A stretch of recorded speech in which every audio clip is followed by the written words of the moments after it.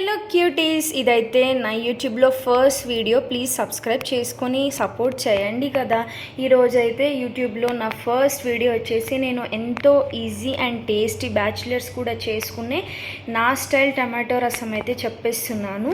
First అయితే ఒక bowl తీసుకొని దాంట్లో వాటర్ వేసి మంచిగా సాల్ట్ వేసి టమాటోస్ అయితే వాష్ చేసుకోవాలి. ఎక్కువ ఇంగ్రీడియంట్స్ ఏం అవసరం లేదు. దాని తర్వాతకి టమాటోస్ అయితే ఇలా కట్ చేసుకొని దాంట్లోనే మన దగ్గర అవైలబుల్గా ఉంటుంది కదా కొత్తిమీర, ఒక సైడ్ నిమ్మకాయ సైజు చింతపండు కూడా తీసి మనం నానబెట్టుకోవాలి. అది పల్ప్ అంతా ఎక్స్ట్రాక్ట్ చేశాక ఒకవేళ పల్పు మనకి రాలేదు అంటే ఒక రౌండ్ మిక్సీ చేసుకోండి.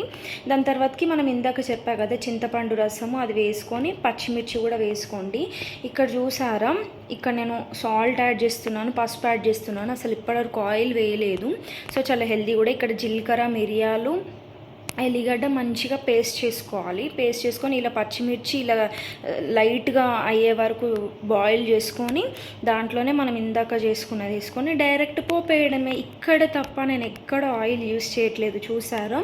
సో చాలా హెల్దీ అండ్ ఈజీ కూడా డైజెస్ట్ అవుతుంది. జ్వరం వచ్చినా, ఇందులో సర్ది అయినా మనం మిరియాలు యూజ్ చేస్తున్నాం కాబట్టి చాలా హెల్దీ కూడా.